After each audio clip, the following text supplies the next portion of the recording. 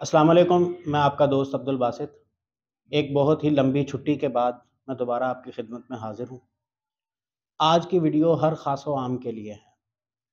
हमारे महकमा माल के अंदर एक लफ्ज़ जो है वो बहुत ज़्यादा बरता जाता है, इस्तेमाल होता है, बहुत ही एक मारूफ़ इस्तिलाह है जिसे हम लोग खेवट कहते हैं। तो आज की वीडियो इसी खेवट के मुताल्लिक़ है।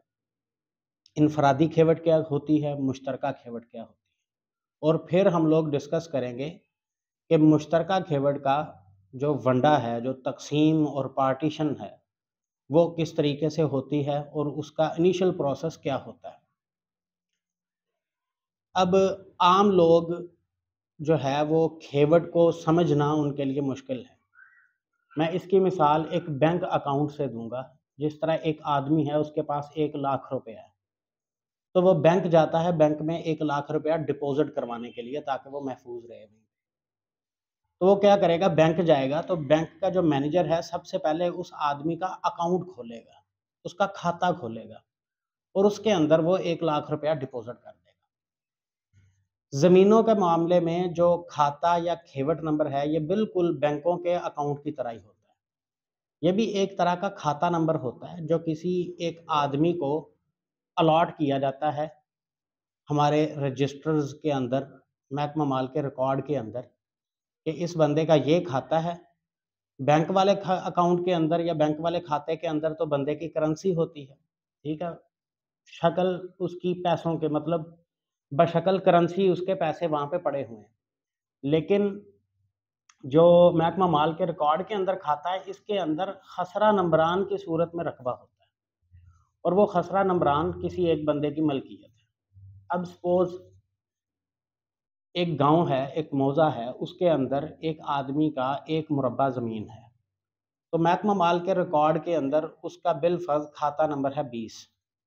अब खाता नंबर 20, उसकी मीज़ान है 200 केनाल यानी 1 मुरब्बा, और उन 200 केनाल, वो 200 केनाल हैं कहाँ पर? वो मुरब्बा नंबर 8 है। सपोज़ मुरब्बा नंबर 8 है, उसके 25 खसरे नंबर हैं, हर खसरा 8 केनाल का है और वो टोटल बन गए 200 केनाल।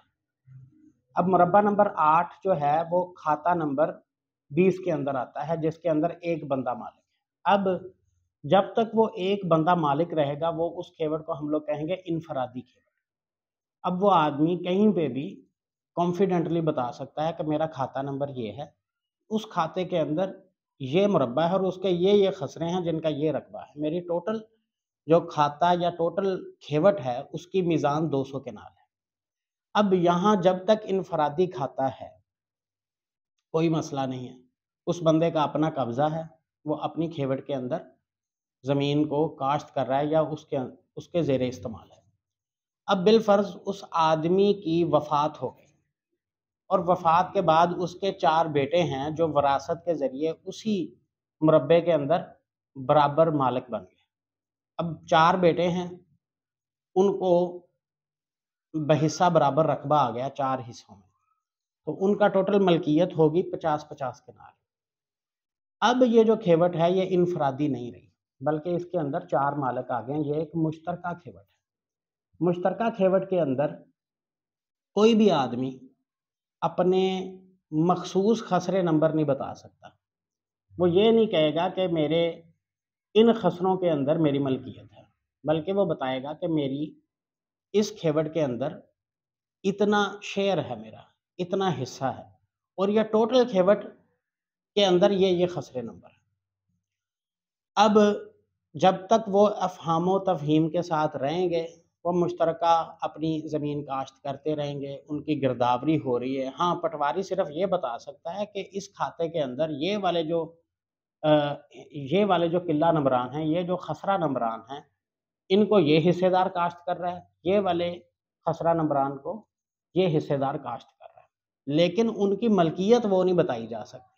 हम ये नहीं कह सकते कि जो वो काश्त कर रहे हैं वही उनकी मलकियत है, बल्कि उनकी टोटल खेवट के अंदर हिस्सा है, वो कहीं पर भी हो सकता है। अब अगर उनके दरमियान कोई डिस्प्यूट होता है या वो अपनी रज़ामंदी के साथ उस खेवट को अलहदा-अलहदा करवाना चाहते हैं, तो वो महकमा माल में तहसीलदार के पास आएँगे और जो हमारा कानून है लैंड रेवेन्यू एक्ट जो 1967 का, वो महकमा माल की एक तरह की बाइबल है।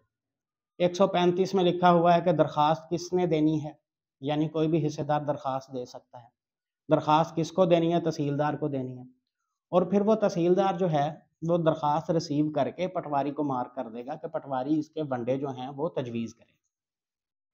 पटवारी फिर मौका मुलाहिजा करके गिरदावरी रजिस्टर के ज़रिए और मौके पे कब्ज़े को देखते हुए उस खेवट के वंडे बनाएगा। और वंडों के अंदर उसने देखना है कि जो सहूलियात ज़मीन के अंदर होती हैं रास्ता और खाल की सूरत में, वो भी बराबर तकसीम होने चाहिए। ये ना हो कि कोई हिस्सेदार किसी इस तरह की सहूलत से महरूम रह जाए। और वो फिर उसकी तकसीम करके तहसीलदार के पास लेके जाएगा और तहसीलदार फिर तमाम फ़रीक़ैन को बुलाकर उनके सामने ये जो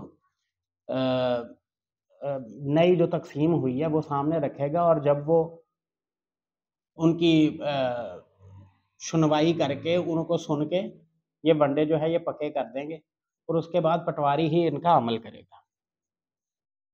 ये तो थी थोड़ी सी बात इनफरादी खेवट, मुश्तरका खेवट और मुश्तरका खेवट की तकसीम के मुताबिक। इससे आगे फर्दर हम लोग प्रैक्टिकली अब एक खेवट तकसीम भी करेंगे अगली वीडियो में, और उसके बाद एक वीडियो में हम लोग तकसीम शुदा खेवट का हमारे पैलरा के रिकॉर्ड के अंदर अमल किस तरह होना है वो हम लोग करके प्रैक्टिकली देखेंगे। मज़ीद अगर आपको कोई चीज़ समझ नहीं आई, कोई इस तरह की इस्तिलाहात महकमा माल की काफ़ी मुश्किल होती हैं, अगर वो समझ नहीं आती, ये आप कमेंट सेक्शन में बताएं, मुझे मैसेज भी कर सकते हैं, तो हम लोग वो डिटेल के अंदर डिस्कस करेंगे ताकि चीज़ों को समझना आसान हो।